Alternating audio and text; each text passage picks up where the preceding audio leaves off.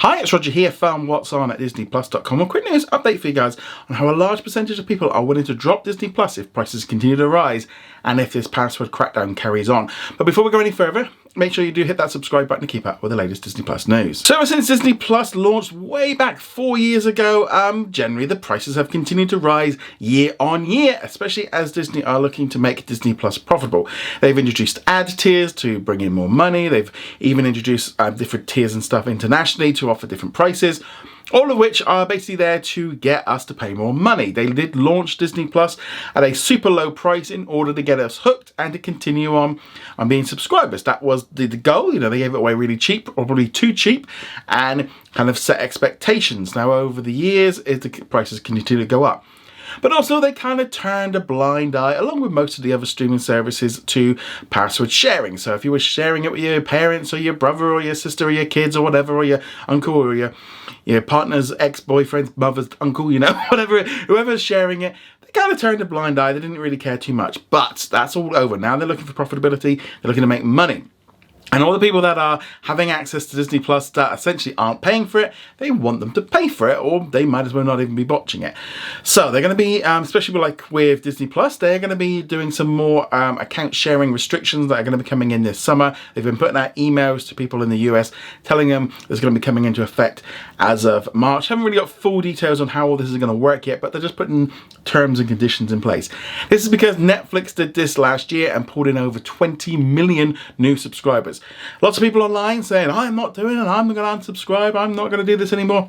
Simple truth is, 20 million people signed up to Netflix because of this new procedure. Now, this kind of makes a lot of sense because it's something that we've had to deal with ourselves in our family. A family member was using Netflix and the whole system come in. So we ended up for Christmas buying them like an annual subscription so they can have the ad version cheap so they can continue watching it, but that's an extra subscription. They've got some extra money out of us. Same thing like with Paramount, Disney Plus, you know, this is all kind of coming through.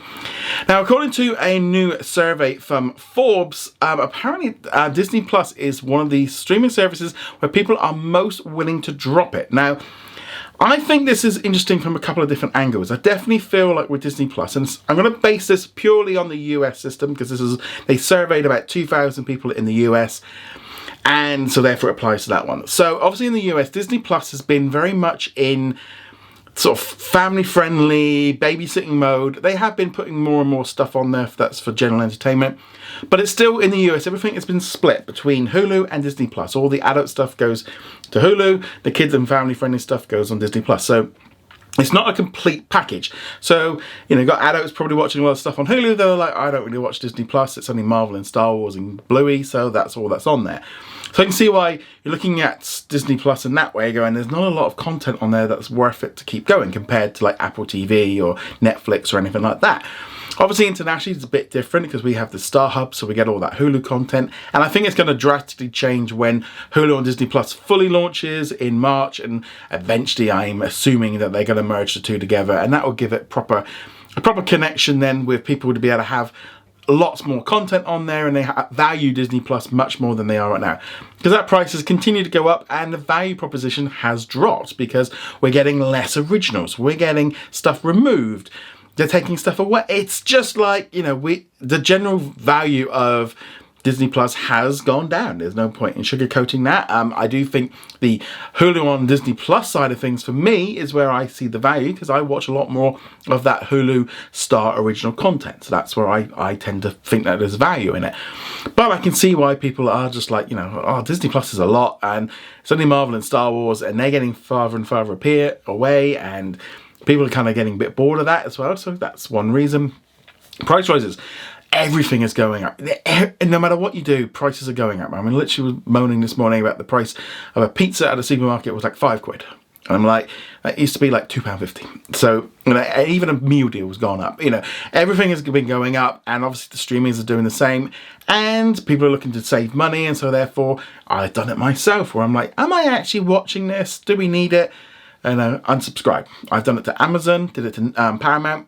Ended up with Paramount getting a really good deal, so I ended up getting it back. But yeah, there's this kind of thing, and I think everyone's doing it. You know, you look at, do I need this? Do I want this? Do I need? And Obviously, this is the big thing. So this information from Forbes gives a little bit of an idea of what people value the most. So Netflix is coming in at 33%, Hulu at 40%, Disney Plus led the way at 44%, ESPN Plus at 35%, and Amazon Prime Video at 32%. So those were the main cool ones that people are looking to maybe drop. And I think they're probably the most well-known ones, probably the ones that people have got. Interesting as well that when you put the Disney bundle together with ESPN Plus, Hulu and Disney Plus, that makes up a big chunk of them. So I can see, when all that becomes merged, that's going to be a much more stronger idea of like, oh, I'll watch that, or I don't. I think that's the key thing that Disney need to look at is, of those 5, 3 of them are Disney ones, and some consolidation will really help keep people. That's what they're trying to do, trying to reduce the churn. Netflix is pretty high. I'll be honest, of all the ones I've got right now, if it wasn't for my wife that watches Netflix all the time, I rarely watch anything on there myself. So Netflix would be high up on the things. I'm really enjoying Apple TV Plus at the minute. That's the one. Loads of great shows on there that I'm enjoying. But also in there as well, HBO Max is at 21%, Apple TV 17%, and then we're kind of getting into the smaller ones like Discovery Plus and Stars. That might be because there's just less people subscribe to them. But yeah, I think this is a problem that Disney has to be aware of. They have to look at, there's only so far they can push audiences.